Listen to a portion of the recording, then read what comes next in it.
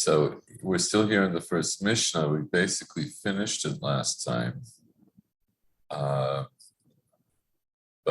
I did point out that there's a question here about what exactly the brachot were that the Kohen Gadol blessed after he finished reading the Torah, or maybe including the time that he was reading the Torah and thereafter.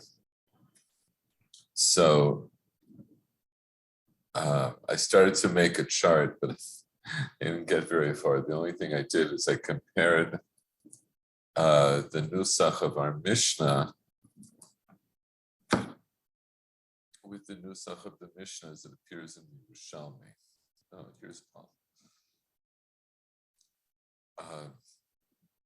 We'll look a little bit at this. This gets into a lot of, as you go into this, it gets into a lot of detail, which I realize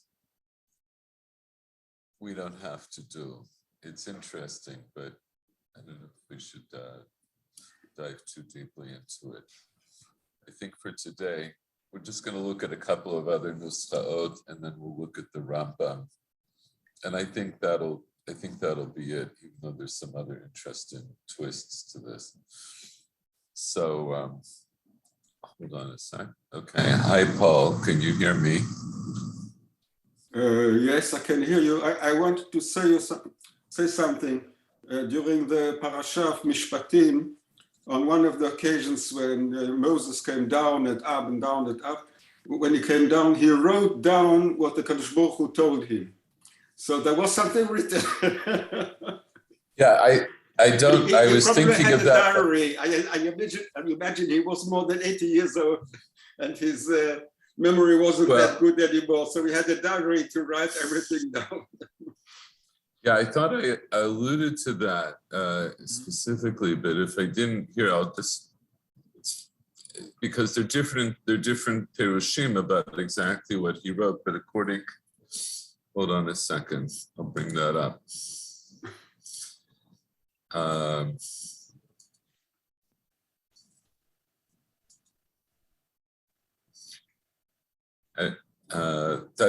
was specifically thinking about that at the time. Okay, I wasn't aware of that pasuk, but now I heard it during on Shabbat. No, that's okay. But since you mentioned it, hold on a sec. Here, Vayichtov Moshe et kol divrei Hashem. This is in Shmot Kaf Daled, pasuk Daled. Vayishkem baboker vayiven mizbeach tachat ahar u'shtei mesrei matzeva l'shtei mesar shiftei Yisrael. So Moshe wrote down all of the words of Hashem. So what does that mean? So Rashi says, Mibreshit ad matan Torah, v'katav mitzvot shenitztaveh b'mara. In other words, Rashi, this is shuto shel inyan. In other words, whatever, in the sense that that's all he would have received until now, is from Breshit until Matan Torah. Although here also, the reason this particular pasuk also gets complicated is because it also falls into this machloket rishonim about exactly when the end of Mishpatim takes place, which also has to do with exactly when the beginning of Parshat Yitro took place, right? Because, like you say, this going up and down, it becomes somewhat confusing.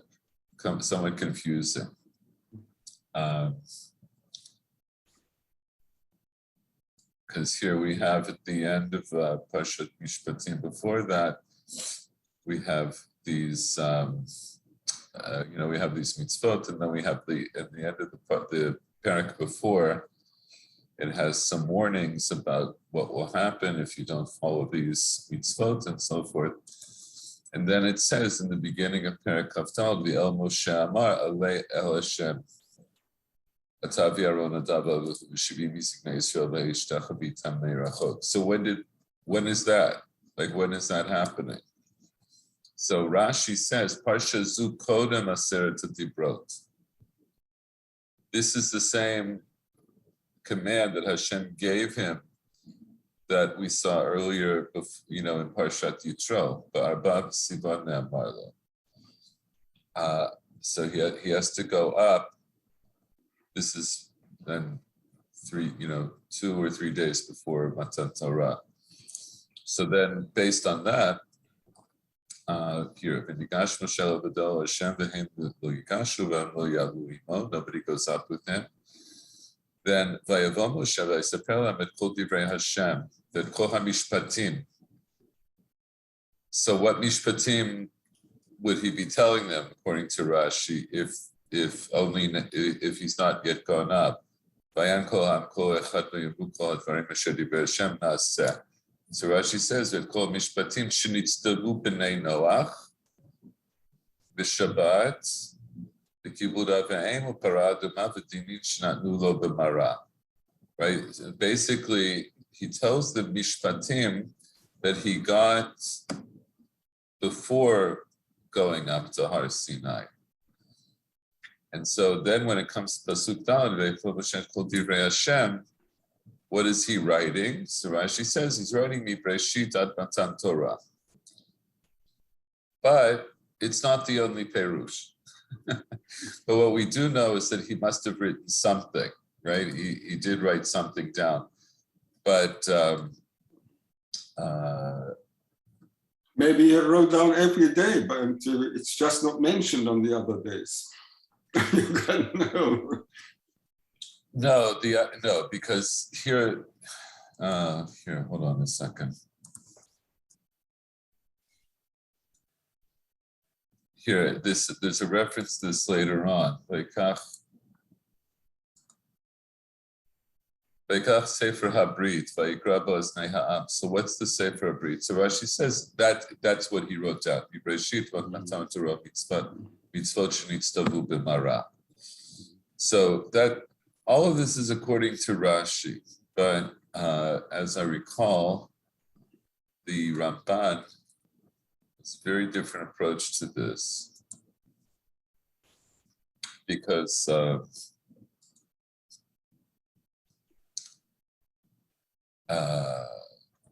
here, Parsha Zu Kodem Aseret HaDibrot, quotes Rashi. Barba Sivan Nemralo, Lashon Rabbeinu Shlomo. Vayomer Hashem Moshe Elei Elai Ha'ara Vayesham Liachar Matan Torah Nemralo Ken. This was said to him after. That's later on here at Pasuk Yud Bet. Right? Vayomer Hashem Moshe Elei Elai Ha'ara Vayesham, and be there. V'ten Lecha et Luchot ha'Eved v'Torah v'Mitzvah shekatavti la'rotav. So there's according to Rashi, Moshe goes up. And then he comes down, but then he's going to go back up again for 40 days and 40 nights. This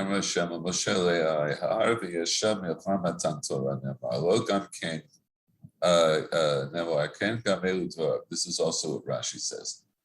So then the Parshiot don't come in order and not like they're, what they imply at all. You know what?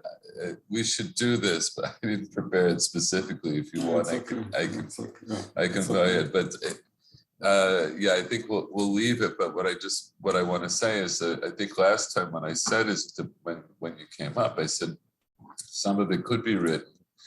And I was thinking that there are perushim that already some of this has already been written because it says explicitly that Moshe wrote something, right? He did write something. And then this plays into what the Gemara says elsewhere. The Gemara Git about how the Torah was written down. Was it written down mikilot, or was it written chatuma? So, yeah, it's a very interesting, very interesting sugya. Okay, so. Okay, let's go back to the Mishnah. So, all right, so the Mishnah, I wanted to spend at least a little bit of time on this question of the brachot. Then I want to start into the next inyan. So these are the brachot that Kohen Gadol said along with and after Matan Torah. So since Michael Werner just came in, let's let him connect.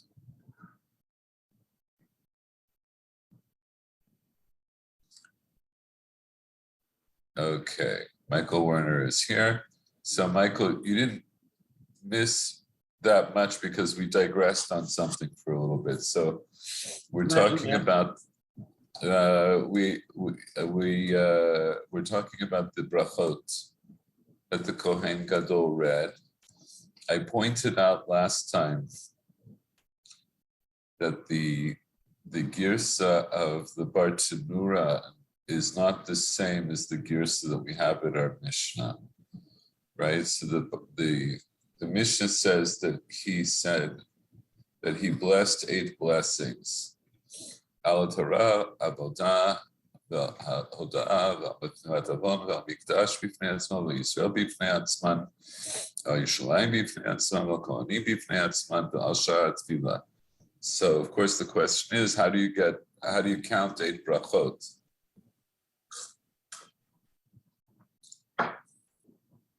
So in the Bartanura, he says he has a different girsa. He says he has Al Torah, he has Al Avodah V'Al Hoda'ah.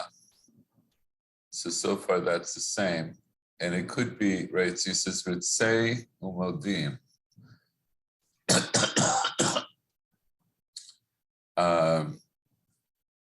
We'll come back to that.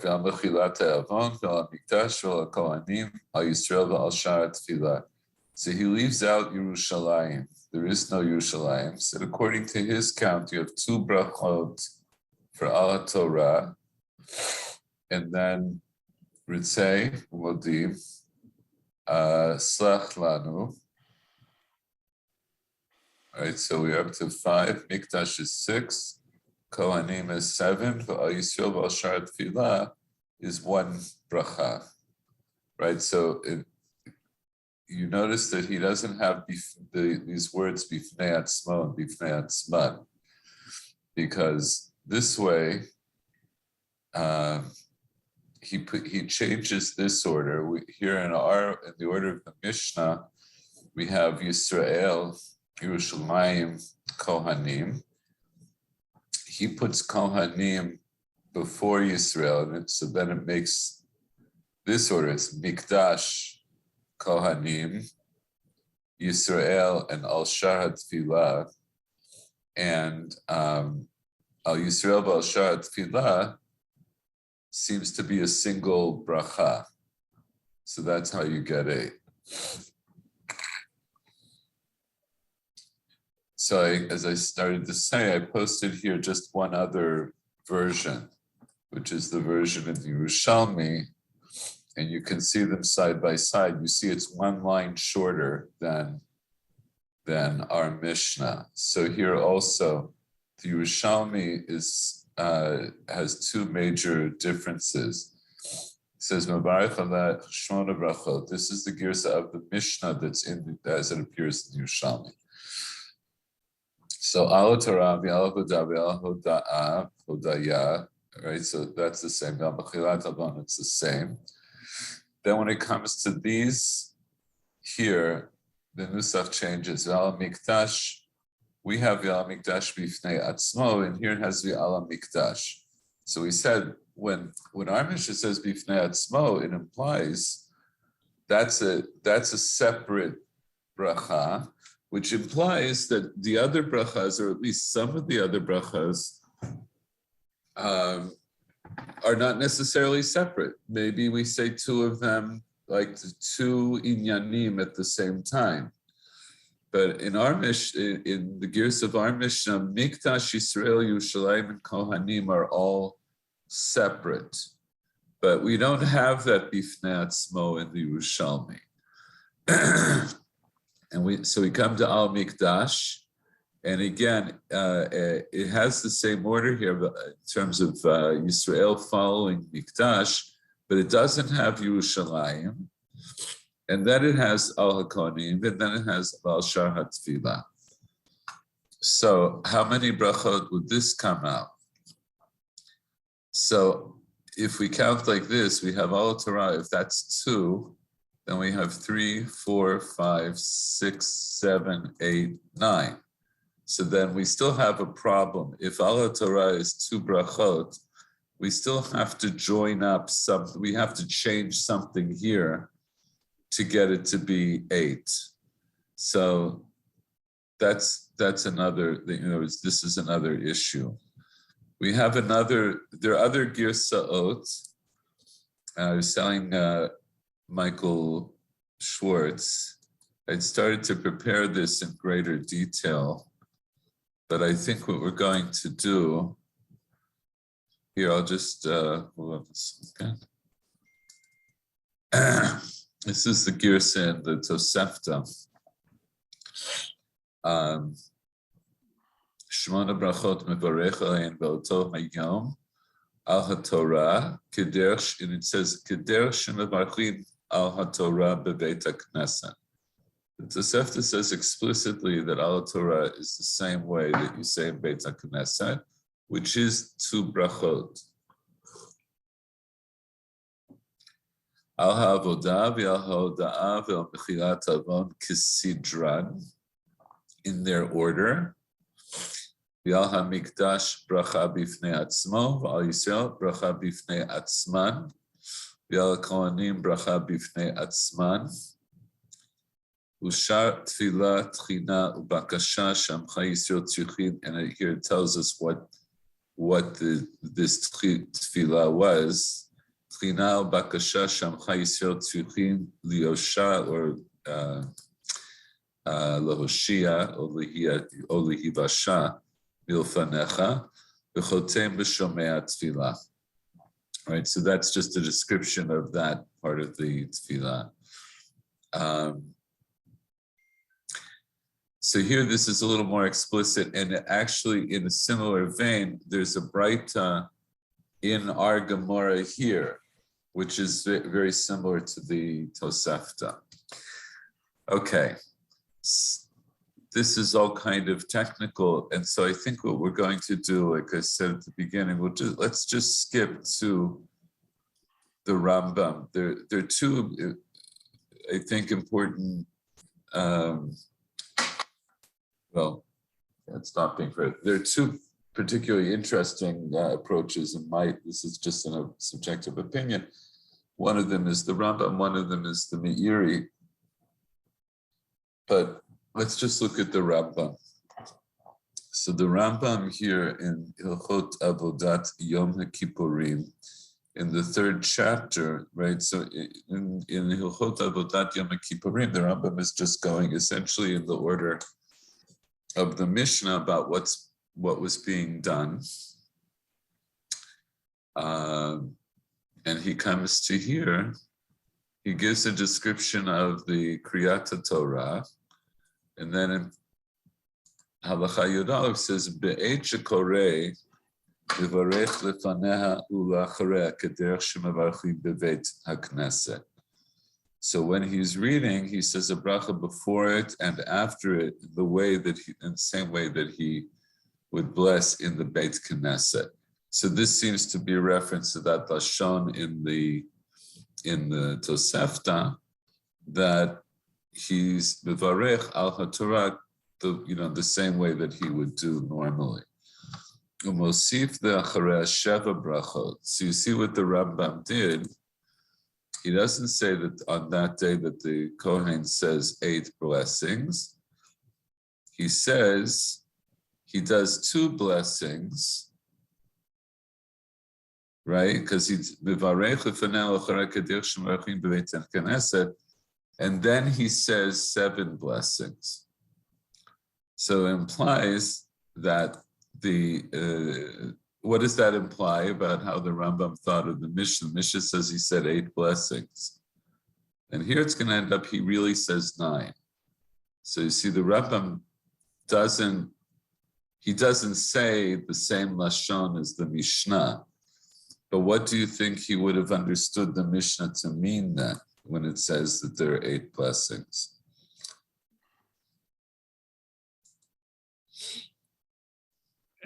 I think that he's saying that there are basically 8 primary blessings and then 1 additional blessing. Well, what are the 8 primary blessings then? Oh dear. Well, I don't know. It seems to me that what the Rambam is saying here is that Al HaTorah counts as a single blessing, even though it breaks down into 2 blessings. Because that's the way he presents it, right? He presents it that he says, and then he adds an additional 7. So he doesn't use the lashon of the Mishnah to say that the Kohen Gadol blesses 8 blessings. He could have chosen to say exactly the way the Mishnah does, but he doesn't.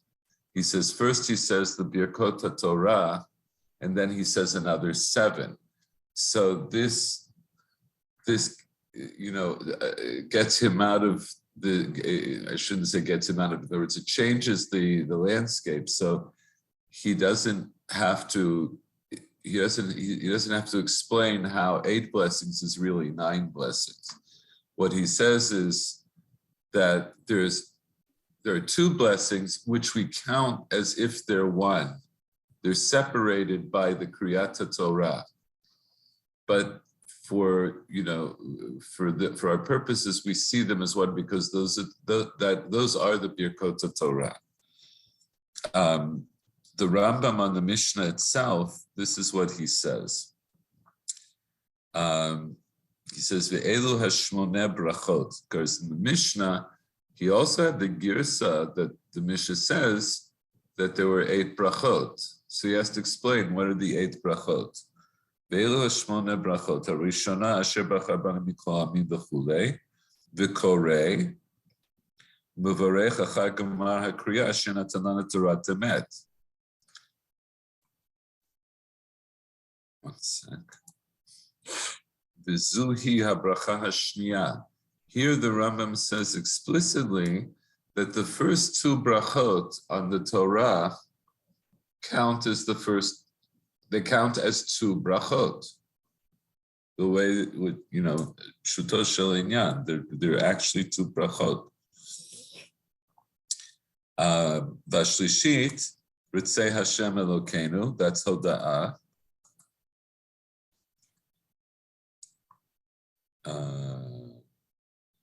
Ritzei Hashem Elokeinu b'chulei, v'haravi'it modim enachnu lach.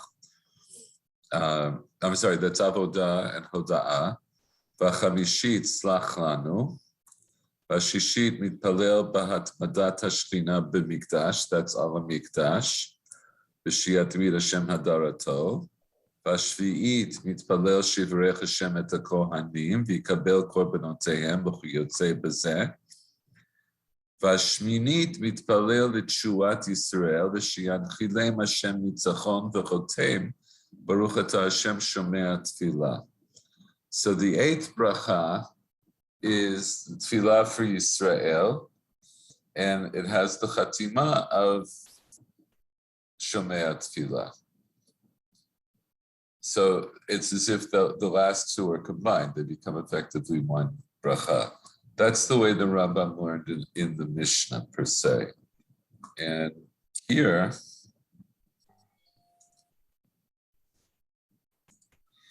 so let's see how he finishes it here. Beit shekoreh mevarecha fanei acharei kaderech shemevarchim bebeit hakneset, umosif la'acharei 7 brachot, ve'elu hein. Ritzei Hashem Elokeinu, right, is Avodah. Modim enachnu lach is Hodaya. Slach lanu, avinu ki chatanu. Slicha, v'chotem ba baruch atah Hashem mochel avonot amo Yisrael barachamim. Harei 3 brachot ketiknan. Right, so these brachot are clear. Levarech al hamikdash bracha bifnei atzma, yihye inyana, and its matter, or it's the subject matter of this bracha should be she'amod hamikdash u'shchina betocho v'chotem ba baruch atah Hashem shochen b'tzion. Levarech al Yisrael bracha bifnei atzma, inyana שיושיע השם את ישראל ולא יסור מהם מלך וחותם בה ברוך אתה השם הבוחר בישראל. But that's not the end, right? After that is the Kohanim. מברך על הכהנים ברכה בפני עצמם. עניינה שירצה המקום מעשיהם ועבודתם ויברכם חותם בה. Right? To make a blessing for the Kohanim as a separate bracha, and its matter is that we want the Kadosh Baruch Hu to accept their actions and their service and to bless them, and that is the Chatima for that is Baruch Atah Hashem Mekadesh HaKohanim. V'char kach omer tefillah u'tchina v'rina u'vakasha.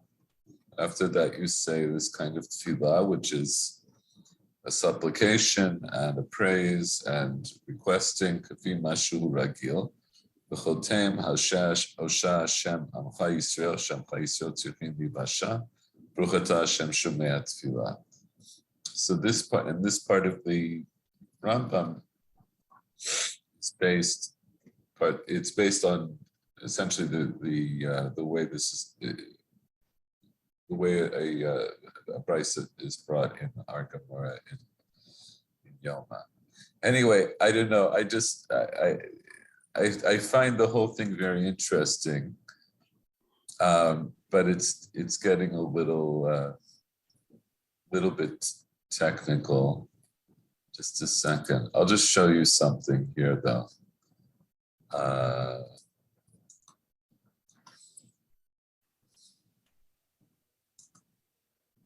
Yeah. So this is a PDF of a standard. This is the new standard Mishnah. This is a retype set Mishnah, which I've been using their chart, their illustrations for the Beit HaMikdash and so forth, which are based. Their illustrations are mostly not new. Their illustrations were lifted from the Vilna edition. This is just a retype setting of the Vilna edition, so it's a clearer print. And in the original Vilna edition of the Mishnah, they have this back then from the 19th century. They have these shinuyei nuschaot. Right, they have these various versions, and so just so you see, it brings, it talks about our Mishnah here, and this is very uncommon. His comments, these are his comments. Usually he just brings the version, he tells you which print, that in such and such a print, the version was different, or he had access to some kitvei yad, but mostly it's earlier prints that he's talking about. And here he goes into quite a lot of detail about the various versions and what different poskim thought. And I guess I'll end this section of the shir to say that these are all questions that will have to be worked out when we rebuild the Beit HaMikdash, and then the Kohen Gadol will have to say these brachot. One of the things that I was looking for and I didn't find, and I'm not sure that it's findable, I was just interested that the Mishnah stated explicitly that there were 8 brachot. It didn't have to give us the number. Now, there are lots of places where the Mishnah does say numbers of things, and it's a mnemonic, right? So it's a way of remembering, if I know that there are 8 brachot, that will help me to remember the actual 8 brachot. If I just say that the Kohen was mivarech, then in time, I might forget some of the brachot, or maybe I'll even add brachot, like in other words, it'll get mixed up. So the idea that the brachot we're given a number in the Mishnah is not so surprising.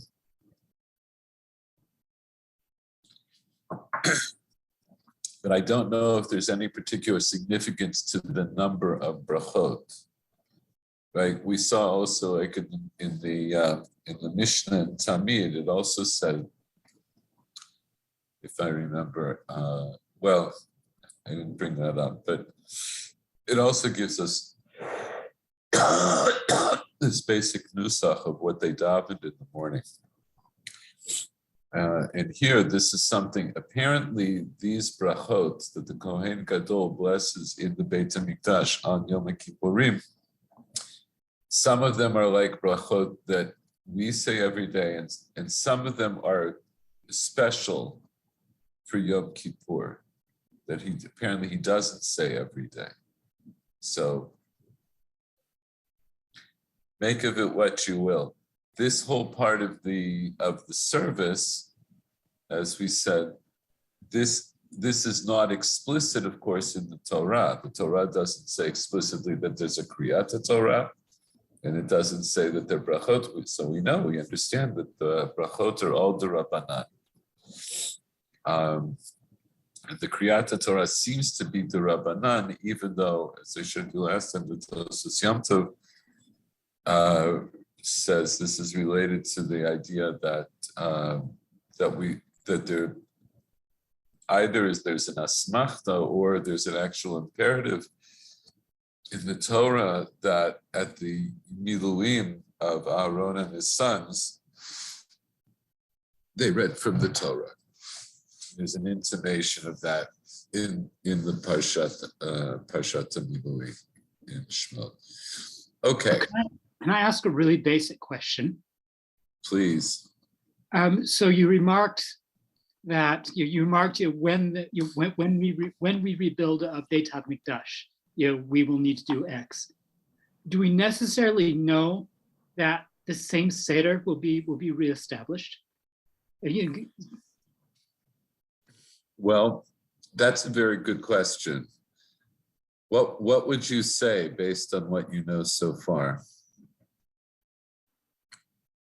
I mean, it seems to be that in its broad outlines, yes, but it also seems that with each successive, going from the Mishkan to Beit HaRishon, Beit HaSheni, there were departures. Well, departures in what? Well, certainly not in the. I mean, in its broad outlines, no. I mean, the different layers of the Kapara, but I'm trying to think here.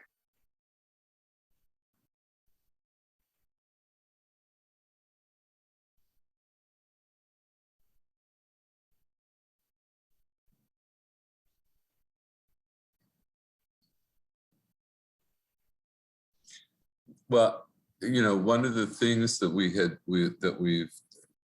talked about, and I spent some time on this recently, is that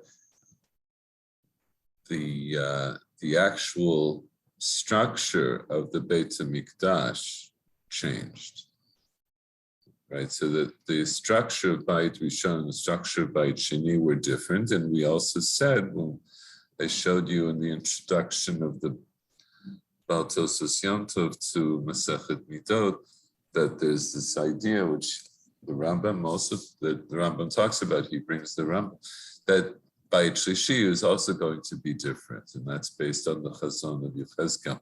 So that's all in terms of the structure of the Beit HaMikdash, and I understand the structure of the Beit HaMikdash does change, even though, as you're alluding to in terms of the service, like there's a certain basic structure that is always maintained. In terms of the service or the order of the service, so what I would say is that the order of the service, for the most part, is dictated by the Torah itself. And that's the basis for what we've been learning here in the Mishnah. Now, of course, the problem that will be faced at the rebuilding of the temple is that even in the Mishnah and in Braitot, in the Dorot at the end of the Bayit Sheni and post Bayit Sheni, there were differences of opinion about this order. And one of them we're going to get into a little bit more today. I think at least we'll start it. We have to get into it today. But in terms of the Kriyat Torah and the Brachot, which, as we pointed out now, are really all D'Rabbanan, it could be that particular order and the particular nusach of the Brachot might change, or maybe, to put it differently, it would have to be reestablished, because we don't have an actual written Sidur from the time of Bayit Sheni.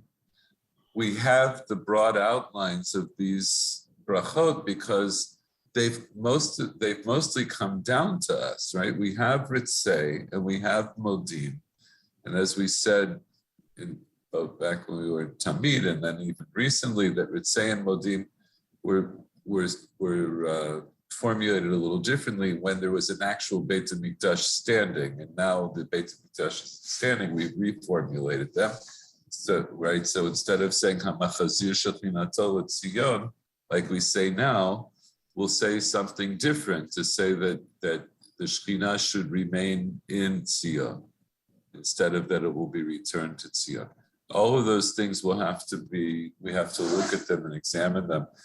And so that's okay. You notice when the Rambam was formulating in the Mishneh Torah, he uses this term. He says, like, the al hakohanim ve'inyana. It's inyan is. He doesn't bring you the nusach word for word of that bracha, because not necessarily because he didn't have a nusach, but maybe he didn't have a nusach, but it's sufficient for us to know what that bracha is supposed to be about. And then the specific formulation is something that we'll deal with when it becomes immediately relevant.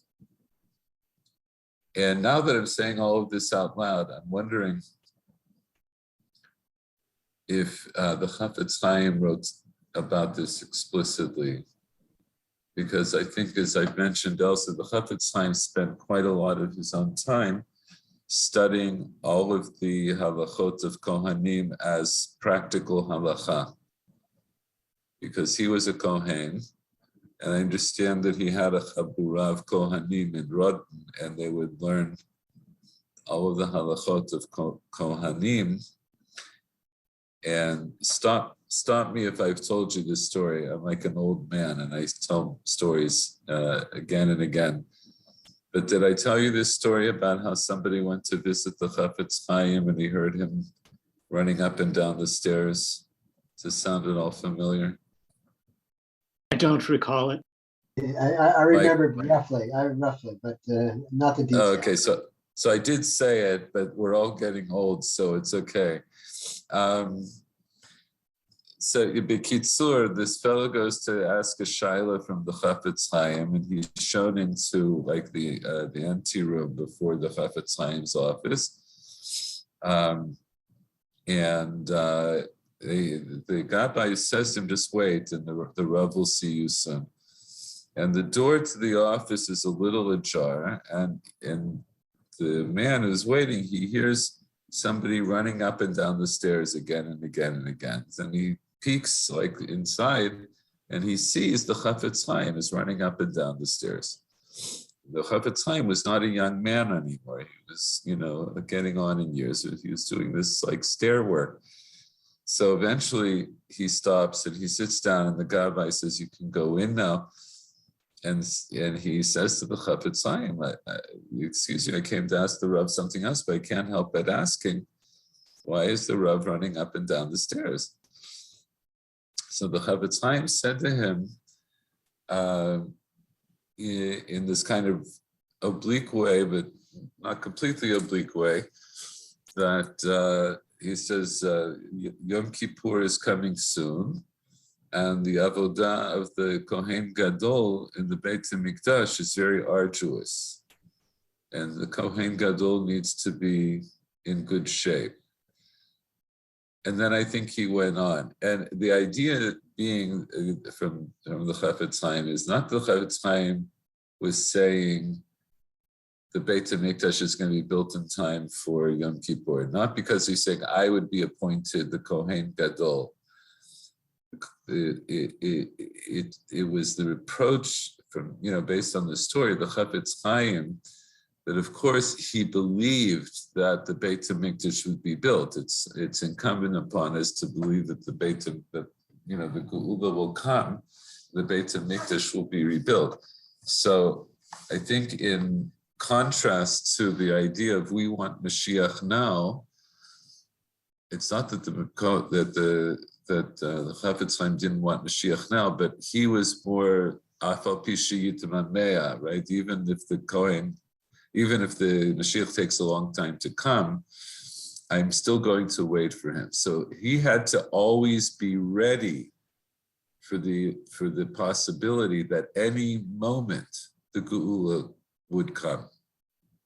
So based on that, believing that the Geula really could come at any moment, he had to be ready physically. And as I say, we know that halachically, he spent quite a lot of his time and energy learning these halachot. So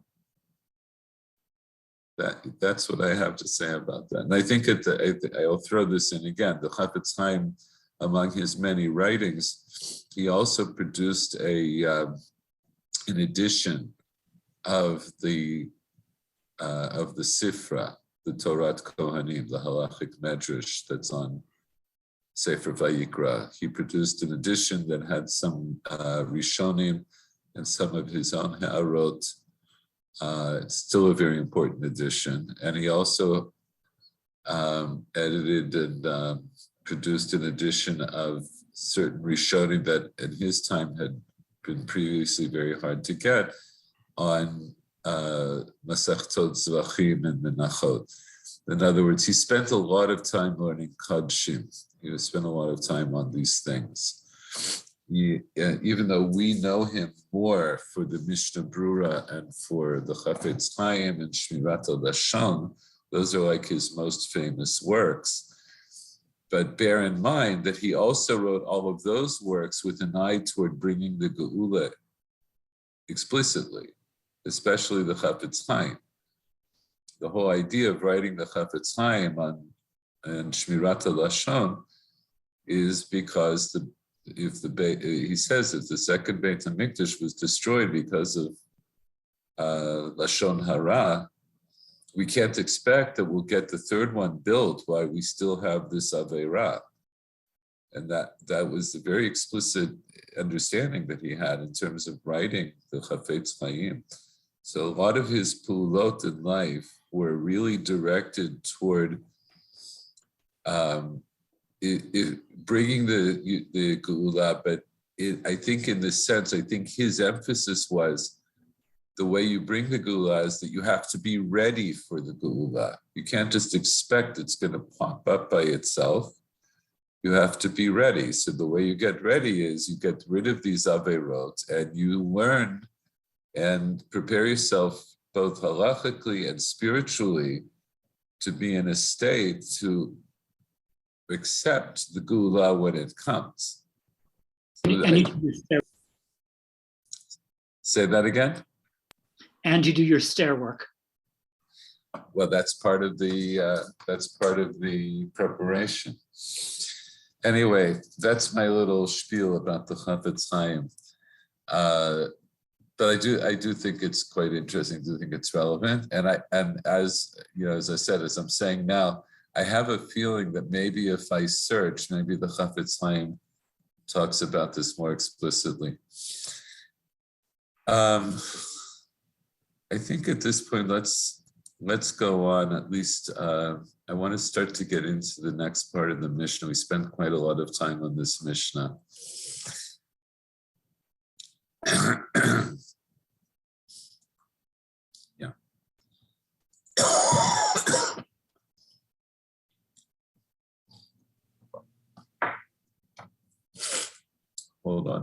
more second.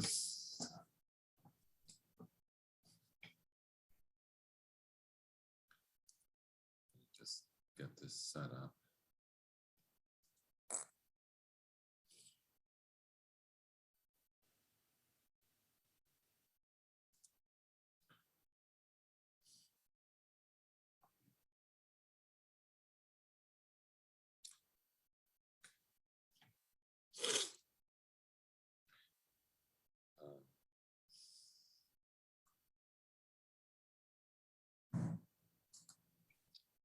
Okay, sorry about that.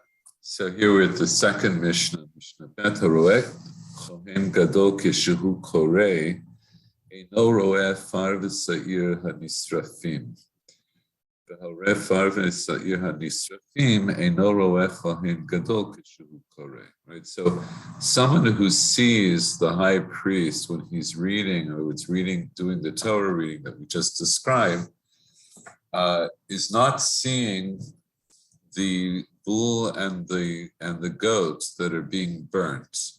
And whoever's seeing the bull and the goat being burnt is not seeing the high priest when he's reading. And not because he's not allowed to see both of them, but because it was a long distance. And the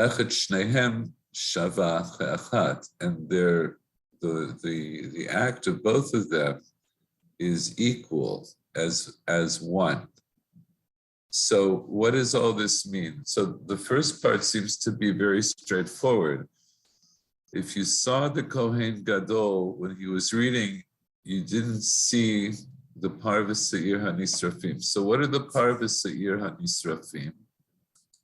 What is the bull and the goat that are being burnt? Those are the earlier sacrifices that were taken out and burnt. If I remember correctly, they were taken out of the Beit HaMikdash and burnt. Very good, right? So in other words, as the avodah that we described earlier in some detail, where first he has to shech the par for the kohen, and then and take its blood, and then he has to shech the seir. The seir is the seir Hashem. It's the seir Hashem, and both of them had their avodot were done inside of the Beit HaMikdash. But what about the rest of them? What about the actual bodies? What were done with those? So those get burnt. They're not burnt on the Mizbeach.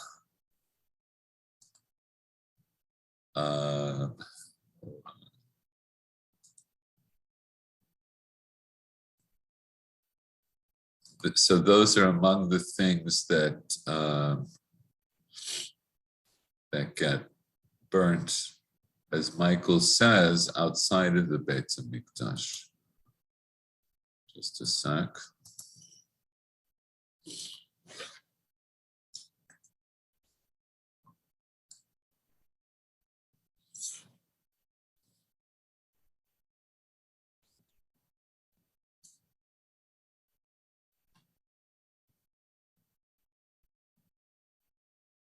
Here we go. Just to remind us, so here in Parshat Acharei Mot, it says, the chelev,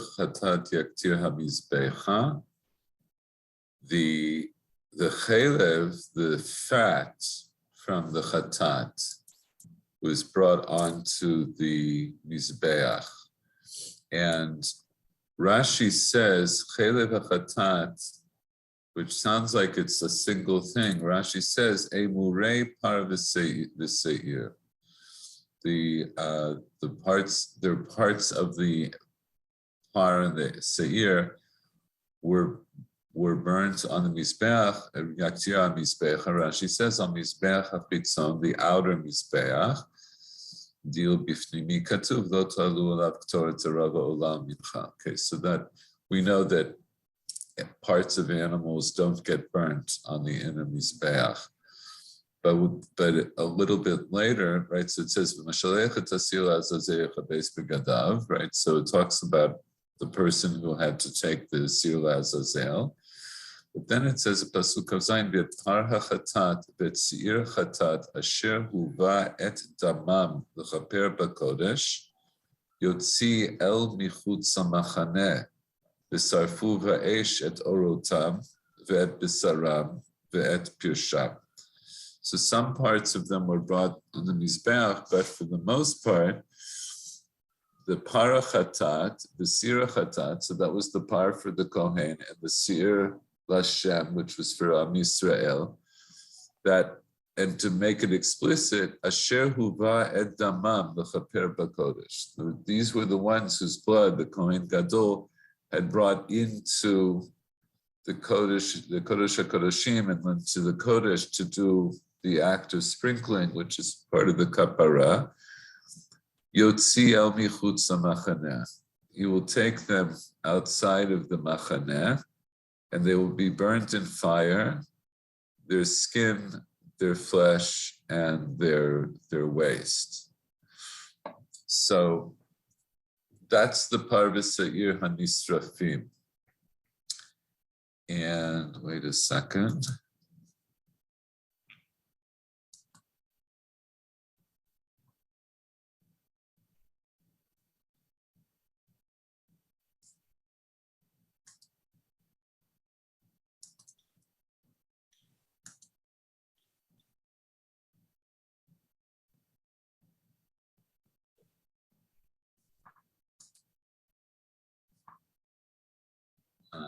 Wait, I lost my, okay. Oh, okay, that's, I always have to check to see if you see my screen. Those are not the only things that get burnt there, but here this is the Mishnah in Zvachim. It says, Parim hanisrafim, usi'irim hanisrafim, Bizman shehen nisrafim kemitzvatan nisrafim bebeit hadeshen u'mitamim begadim v'imeinan nisrafim kemitzvatan nisrafim bebeit habira ve'einan mitamim begadim.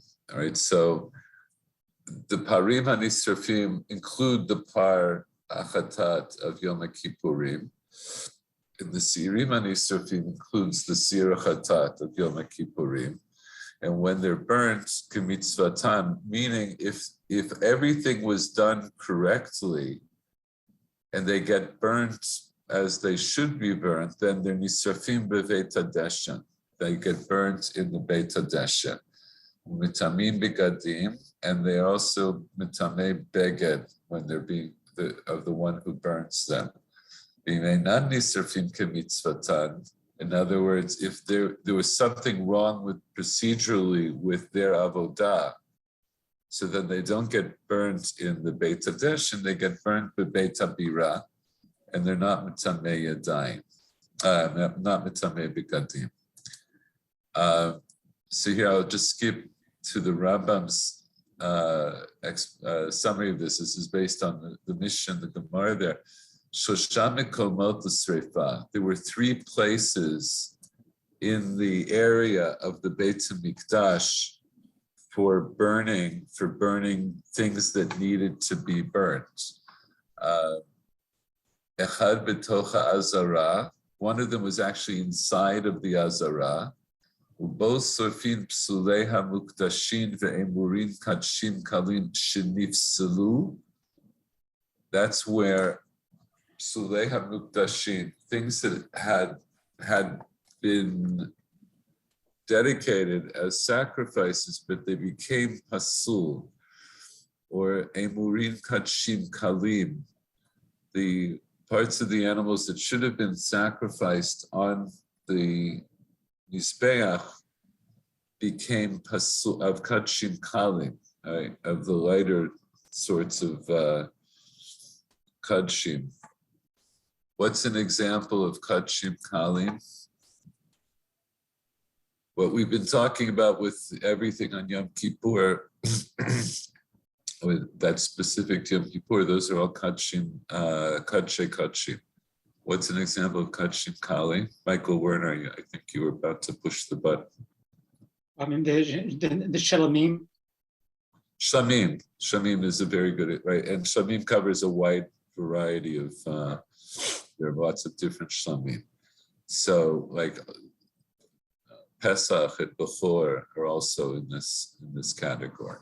So Kachim Kalim can be, you can slaughter them anywhere in the Azara, and you can eat them anywhere in the Azarans. Like in Pesach, you can eat it anywhere in Yerushalayim. So those are Kachim Kalim. So Emurim Kachim Kalim Shnifsalu, Parim Usirim Shel Chataot Hanisrafot. So Parim and Sirim of the Chataot and Nisrafot, that would include Ben Ayater, the Par and Seir of Yom Kippurim. Im ira bahem psul, if a psul befell them, Ben lifnei zrika, Ben la'achar zrika, right? Whether before the blood from these animals was sprinkled or whether after the blood of these animals was sprinkled.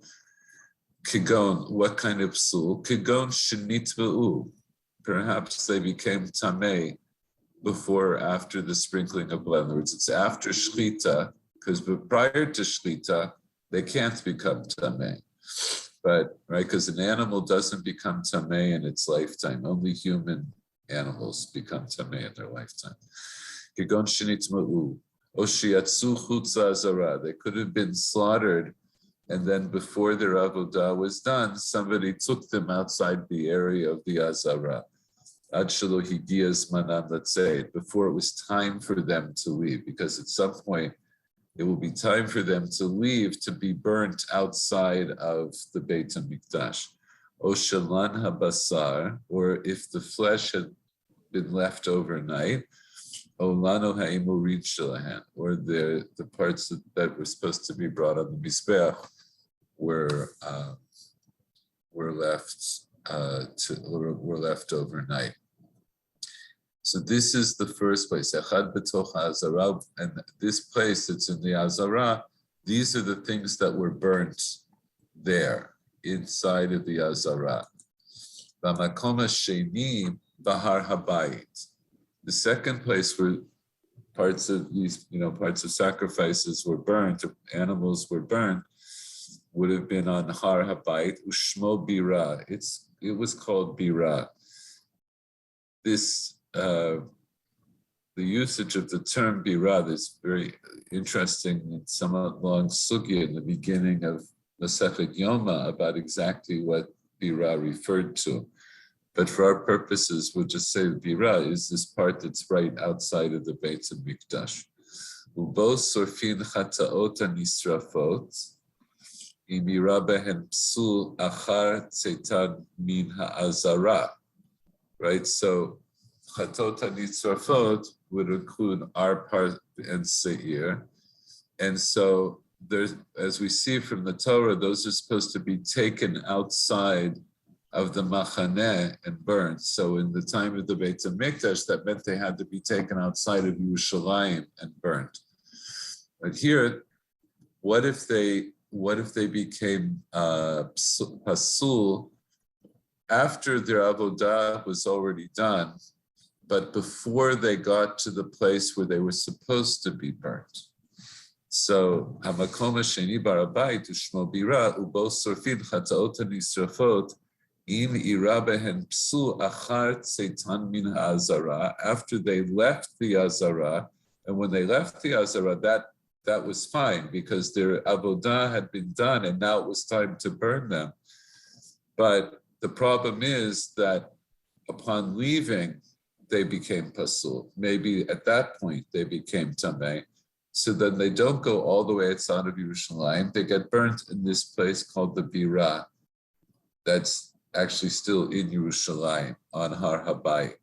B'makom hashlishi chutz Yerushalayim. The third place is outside of Yerushalayim.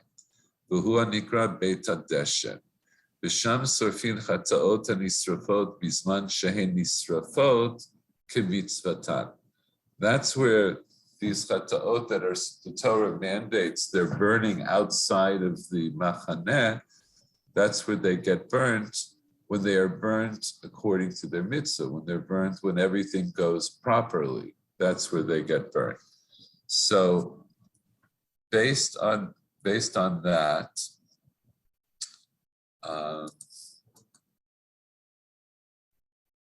I don't have a precise map of exactly where this Beit HaDeshen was, but right. So this is our basic view of the Beit HaMikdash, our overhead view. So even though the dimensions here, the relative dimensions are all wrong, not all of them are wrong, but certainly Har HaBayit is wrong, right? Because the top is right. So the top is west, the right is north, and the left is south. The whole southern area would have been much larger, right? The Beit HaMikdash did not sit squarely inside of Har HaBayit. There was a lot more room on the southern side, but nonetheless, what the Rambam seems to be saying is that it would be in this area here on the north. This would be Habira, and then beyond that, beyond this whole area, you'd have to leave Yerushalayim, and outside of what's Yerushalayim proper,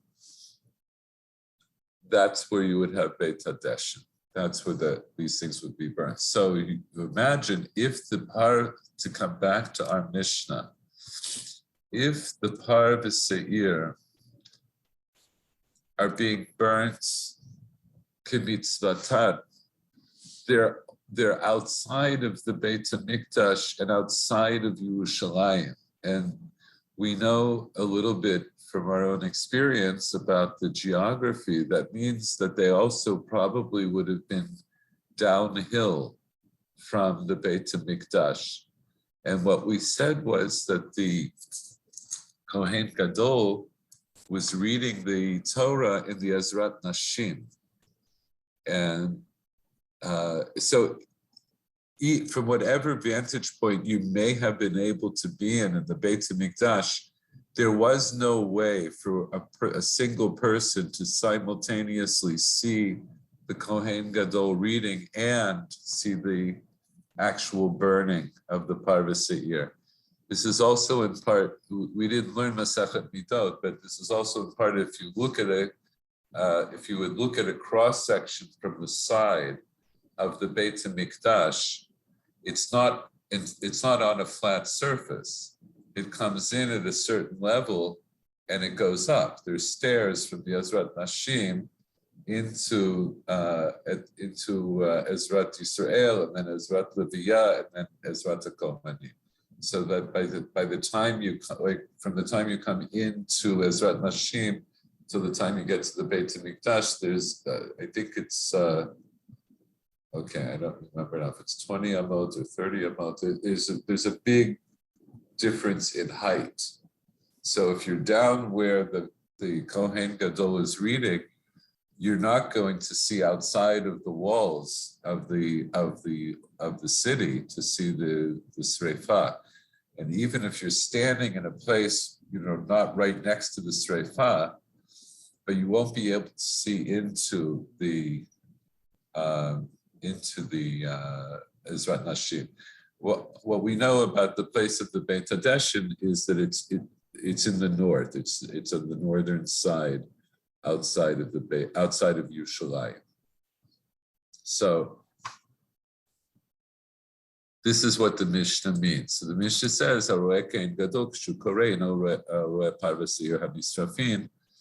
and vice versa. Not because he's not allowed to, and the Bartunu explains. What you demahu detema, because what would you say, or what would you have thought? Haroeh avoda achat eno rashai lahanicha kedei leilech lirot avoda acheret dein ma'avirin al mitzvot. You might have thought that the reason that what's being described here isn't a reality, it's an imperative that if you are watching, haroeh, it's in the present tense, if you are watching, if you are seeing the Kohen Gadol at the time he's reading, Eino roeh parvas se'ir nisrafim, I could understand that to mean that that person is not allowed to go and watch the parvas se'ir being burnt. And why wouldn't he be allowed? Because ein ma'avirin al mitzvot, you don't pass over one mitzvah to do another mitzvah. Riyat avodah mitzvahi, and watching the service is in itself a mitzvah. Mishum barov am hadrat melech, because of the idea from Mishlei that with the multitude of people is the glory of the king, right? So the more people who are there, the more hadar it is for the Kadosh Baruch Hu. Kamash malan delome avar mitzvahu. It's not that he's passing over a mitzvah if he watches the other avodah,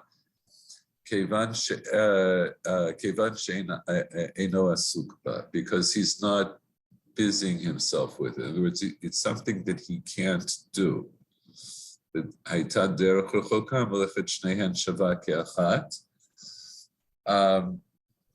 So this last line, Melechet Shnehen Shava Ke'achad, seems to mean that they're taking place at the same time. So this would have been the time, and so it makes sense to say that based on what we know, because the Kohen Gadol finished all the things he needed to do with the Parvas Se'ir. Then they did the Sira Mishtareach, that takes however long it takes. We talked about that. And then in the meantime, he goes and he does the Kriyat Torah. So also in the meantime, other Kohanim are taking the Parvas Se'ir Hanisrafin Michutz L'Yerushalayim in order to be burnt. So those things are happening simultaneously. I think for the next part, I want to remind us about all of the things that the Kohen Gadol had to do on this day. So let me open up one other thing here.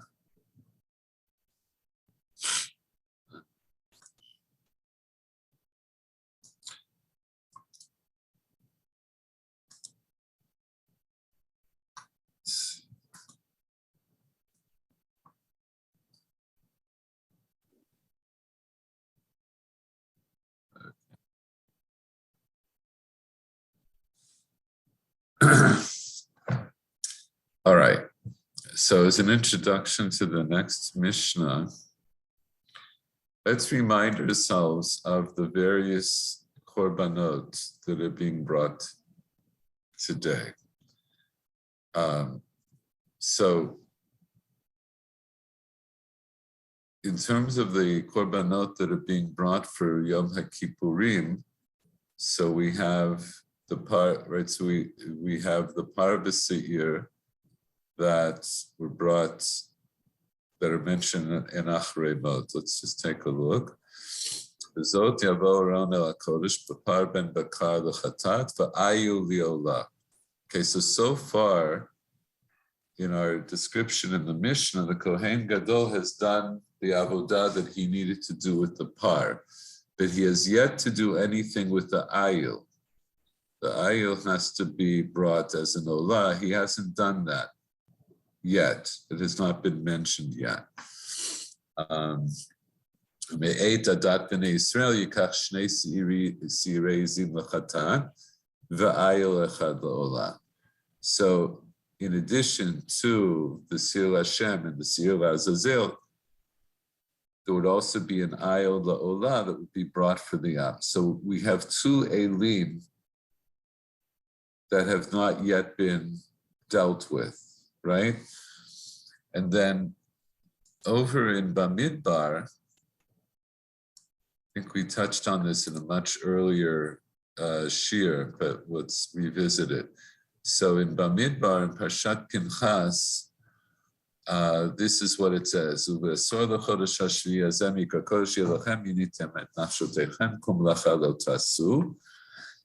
on this day of Yom Kippur, v'hikravtem olah Hashem reach nichoach, par ben bekar echad, ayil echad, kvasim b'nei shana shiva t'mimim hiyu lachem.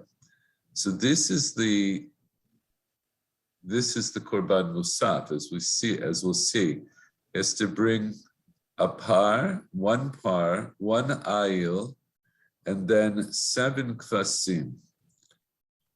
Minchatam solet b'la b'shemen shosha asirim parshin yisrim la'ayil ha'echad yisrael nizon lekevus achad l'shivat kvasim si'ir yizim echad chatat milvad chatat ha'kippurim va'olat ha'tamid.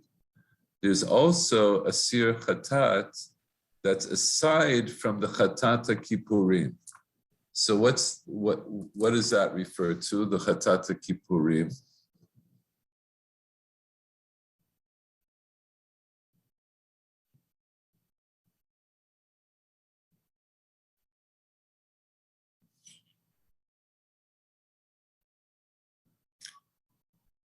So presumably that refers to the Michael Schwartz. The Seir Mishtaleach, so I assume that's what it is.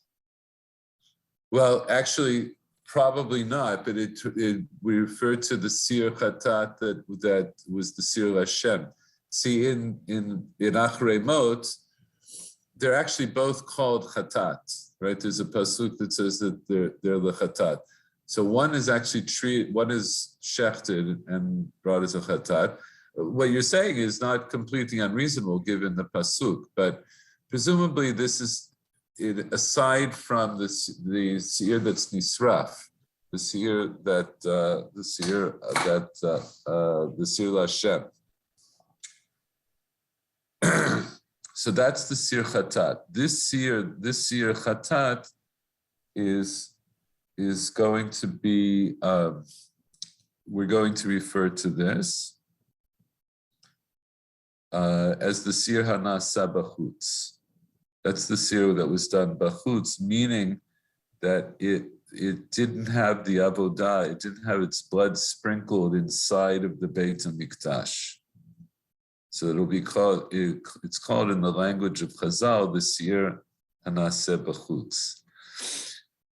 Now, what about these other things that we mentioned? Pasuk Ched, Yikavtem Olal Hashem Reach Nichoach Par Ben Bekar Echad Ayil Echad. So, what's the par and what's the ayil? So these are both olot, right?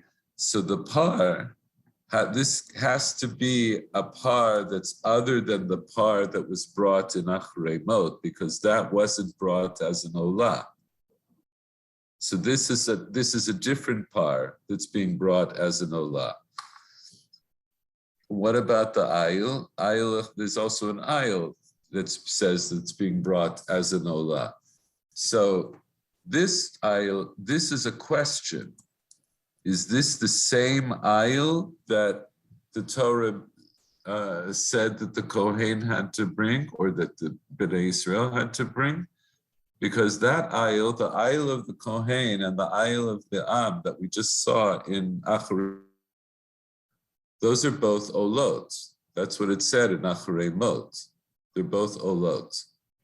So is this the same as one of those elim, or is this in addition? Is this another ayil that's altogether different? So according to this, then, according to the idea that it's an addition, so now I have 3 elim that have to be brought, because I have the ayil of the Kohen Gadol and I have the ayil of the Am, And now I have this aisle, which we'll call the aisle of the Musaf, because these are the Musafim. That question of what the aisle is, that's a machloket Tanaim, right? Which we alluded to earlier, and we'll get back to. And then in addition, we have kvasim b'nei shana shivatim, and then I have 7 kvasim that have to be brought. And then the sir izim echad chatat. There's the sir izim that's brought as a chatat, which, as you know from Parshat Pinchas, it's a recurring theme, right? At the end of like here, at the end of Rosh Hashanah, milvad al chodesh. Wait a second. Did I get myself in trouble here?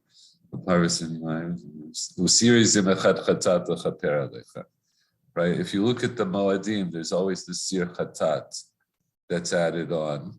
And so it is on Yom Kippur, there's a Sir Chatat that's added on. And it says, Milvad Chatat Kippurim. So this tips me off that line, Milvad, in other contexts, here, like we had in Shul today. What does it say for Rosh Chodesh? Usiri zim echad lechatat l'Shem al rata tamid yaseh v'nisko. Right? You should all know that pasuk. You should have heard it today if you managed to get to Shul. In addition to the other korbanot that are mentioned as being brought on Rosh Chodesh, it says there's a sir izim echad lechatat l'Shem al olata tamid yaseh v'nisko. Al here meaning in addition to the olata tamid, right? So in Parshat Pinchas it starts off with the olata tamid, and then it's the musaf for Shabbos, then musaf for Rosh Chodesh. And then it goes beginning with Pesach through all the other Moadim that you have to bring the Korban Musaf. So the series Imachad L'Chatat, so that's a Chatat, that's one of the things that's brought. In addition to, it's very explicit, it's in addition to the Olata Tamid. We're talking about besides the Olata Tamid. We have these other Korbanot are being brought in addition. That's why we call them additional offerings, musafim. So here, when we're talking about Yom Kippurim, it adds in that extra phrase, not just milvad olat hatamid, it says milvad chatata kippurim, to make sure that you don't confuse it with the seir that's already been brought, especially for Yom Kippur. You have to bring the seir that's a chatat, which is something that you bring on all the moadim. And you bring it also in addition to Olata Tamid. The reason I'm going out of my way to try to expound on this is to emphasize that this whole idea of saying at the end of each parsha here, at the end of each moed, it's saying milvad. That's what this is the indication that these are all they're all in addition to, right? So what's brought up in these parashot about korbanot, they're in addition to other korbanot, they're in addition to the korban tamid. And in the case of Yom Kippur, they're in addition to other korbanot that I'm already bringing especially for Yom Kippurim, right? So Yom Kippur is exceptional in this regard because I have these other korbanot that are not technically, they're not in Parshat Pinchas, they have their own parsha, right? We don't consider them to be musafim in the same sense. They're korbanot that are particular to the day, which have their own status for that day. So we have some questions, but this is a basic layout of some of the things that we need to keep in mind when we start the Mishnah, which for the moment, I'm just going to read the Mishnah and then we'll stop for today and we'll go into it Bezrat Hashem next time. Okay. So this is Mishnah Gimel. If he's reading in the linen clothing, right? Because remember, what does it mean if he was reading? If he was reading what in the linen clothing?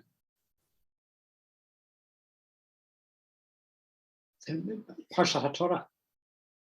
Right, when he was doing the Kriyat Torah, what did he say? What clothing was he wearing? He had the option of reading in the Big Day Kodesh, but he also could be dressed in Big Day HaZahav. No, the first part of what you said is correct. The second part is not. What's the other option?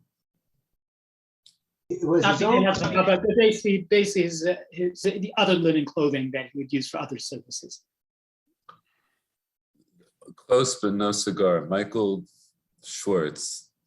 it was his own clothes that he It was had his a own. choice. Right. They said that if he wanted to, he could read in the Big Day Lavan, or he could read the Itztalit Lavan Mishelo. He could read in his own chaluk, right? His own piece of clothing that belonged to him. So the Mishnah here begins on the outside that he was reading in the Big Day boots. If he was in the Big Day boots, kore kidesh yadav raglav pashat yerad v'taval rav v'nistapeg. We'll discuss this also next time, right? One of the things that the Mishnah here is concerned with is we learned earlier that on this day he's going to tavel 5 times, and he's going to wash his hands and legs 10 times. And he has to do it every time he changes between the Big Day Lavan and the Big Day Zahav. So here it's saying, until now, if he's been wearing the Big Day boots, at this point, he's going to go and change. So he has to go and wash his hands and legs. He has to strip. He has to go down and tavel. Alav and istapeg. He goes up and he dries off. Evilo Big Day Zahav v'lavash. Now he's going to put on the Big Day Zahav. V'kidesh yadav v'raglav, and of course he has to also wash his hands and legs after he puts on the other clothes. So he has kiddush yadayim reglaim before and kiddush yadayim reglaim after each tevilah, after each change of clothes with each tevilah. V'yatzav yasa et elo ve'et el ha'am. At this point he goes out and he does his ayil, he does his ramp.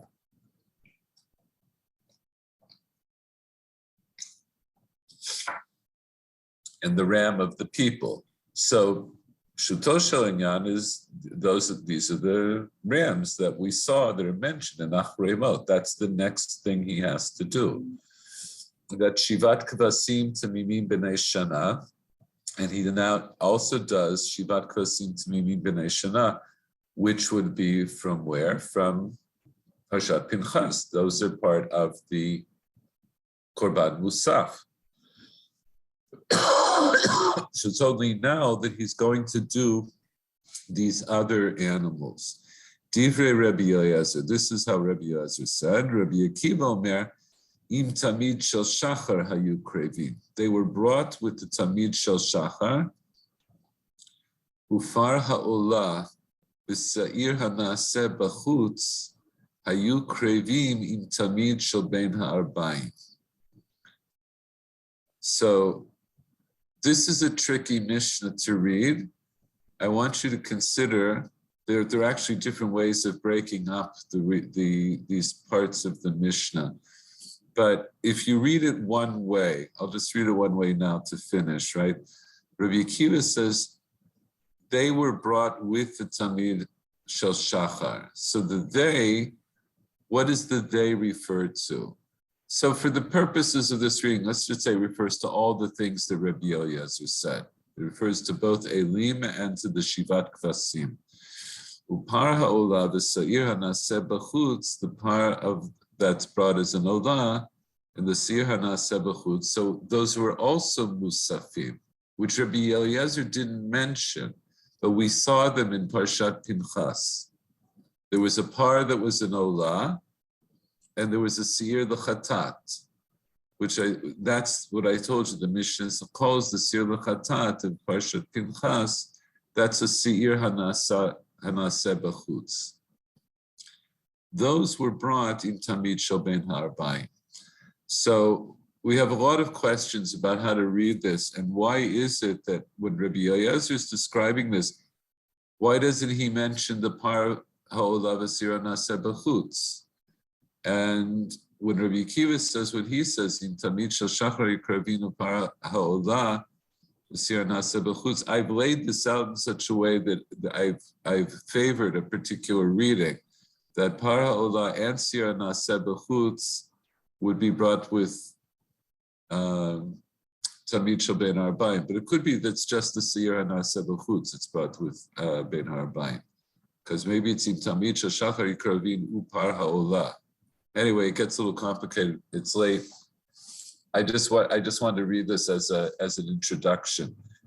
The Li Neder, I started to put together a chart, like a little table, to keep track of all the korbanot that we need to keep track of that have to be done. But just to finish on that note, and as a reference back to the story with the Chafetz Chaim, when you start to realize when you count them up, there are 15 animals that he has to slaughter. Just that alone is a lot of work, plus all of the other work that he has to do. So there's a lot going on, because he has the Korban Tamid of the morning and Korban Tamid Ben Arbaim, and he has the special Korbanot for Yom Kippur and the Musafim for Yom Kippur. It's a lot of work. So anyway, any last comments, questions? No. Okay. I wish everybody a good night, and see you next week. Night, thank you. Good night. Bye-bye. Bye-bye.